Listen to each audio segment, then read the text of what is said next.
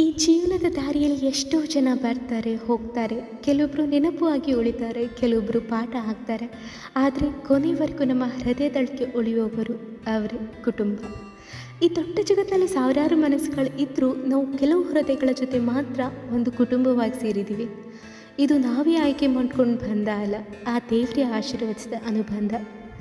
ನಮ್ಮಿಂದ ತಪ್ಪಾದರೂ ಬಿಟ್ಟು ಹೋಗಲ್ಲ, ನಾವು ಸೋತರೂ ದೂರ ಆಗಲ್ಲ, ನಾವು ಕೋಪಗೊಂಡ್ರೂ ನಮ್ಮನ್ನ ದ್ವೇಷಿಸಲ್ಲ. ಅವರು ಮತ್ತೆ ಮತ್ತೆ ನಮ್ಮನ್ನೇ ಹಿಡಿದಿಟ್ಕೊಳ್ತಾರೆ. ಅವರೇ ಕುಟುಂಬ.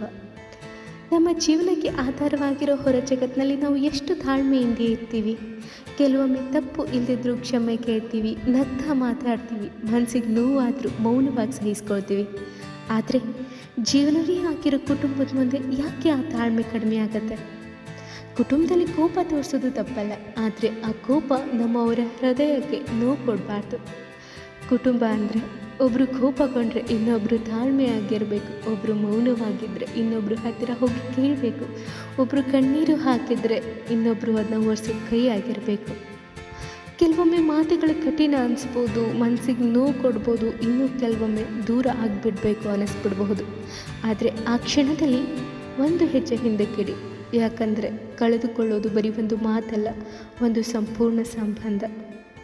ಕುಟುಂಬದಲ್ಲಿ ಎಲ್ಲನೂ ಸಮನಾಗೇ ಸಿಗಬೇಕು ಅಂತಿಲ್ಲ. ಕೆಲವೊಮ್ಮೆ ನಾವು ಕಡಿಮೆ ತೆಗೆದುಕೊಳ್ಬೇಕಾಗತ್ತೆ, ಕೆಲವೊಮ್ಮೆ ಹೊಂದ್ಕೋಬೇಕಾಗತ್ತೆ. ಯಾಕಂದರೆ ಕುಟುಂಬದಲ್ಲಿ ಸಮಾನತೆಗಿಂತ ಹೊಂದಾಣಿಕೆ ಮುಖ್ಯ. ಸಿಟ್ಟು, ಕೋಪ, ತಾಪ ಎಲ್ಲ ಆಗಿನ ಸಂದರ್ಭಗಳ ಮೇಲೆ ಇರಬೇಕೇ ಹೊರತು ಸಂಬಂಧಗಳ ಮೇಲೆ ಅಲ್ಲ.